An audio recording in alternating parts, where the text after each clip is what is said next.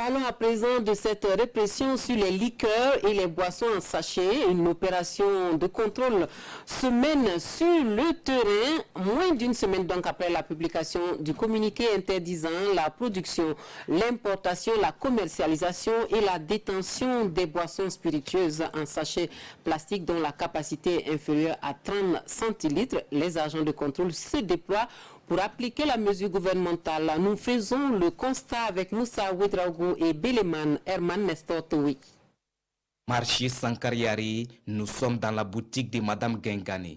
Colère et déception sur son visage, elle est l'une des victimes de l'opération de contrôle et de répression de la vente de liqueurs et boissons en sachet plastique. Elle en veut à l'application sans délai de cette mesure.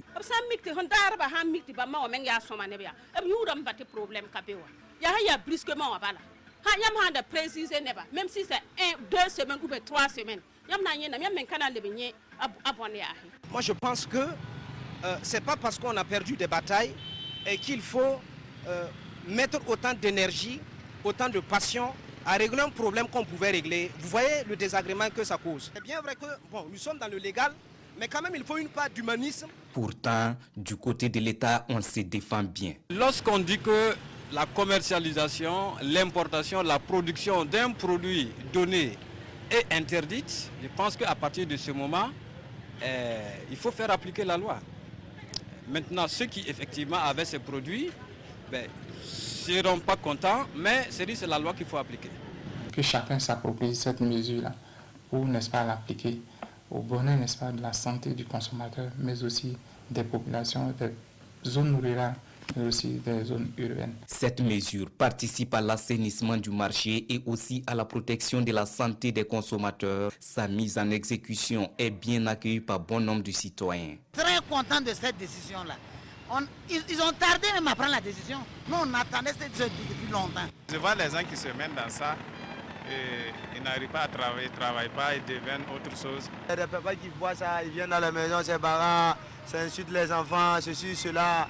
Moi je vois ça, on interdit ça, ça va être bien quoi. Il y a beaucoup de mon ami qui boivent ça, ils sont devenus bizarres, les coques même là devenus petits, c'est pas bon. Il y a quelque chose, on ne doit pas interdire avec la main, on doit interdire avec les frapper. Après ça, lui, on va avoir on me fait bon quoi. C'est au regard de multiples plaintes formulées à l'encontre de ces boissons non conformes que le gouvernement a pris cette décision qui va sans doute faire du bien aux jeunes Ninkéman qui en consomment depuis près de 15 ans. Parti Pékin, maintenant, 50, ça va être 100 francs. Donc aujourd'hui, quand on veut arrêter comme ça, Dieu merci, je vais laisser ça. Il y a Capalo, si il y a Capalo, on peut boire. Voyez ça. C'est à cause de boissons là. Il faut voir, sont blessés. Ces opérations de contrôle devront se poursuivre sur toute l'étendue du territoire national et les responsables du ministère en charge du commerce n'entendent pas s'arrêter en si bon chemin. Ils invitent donc la population à apporter sa contribution dans la lutte contre ces fléaux.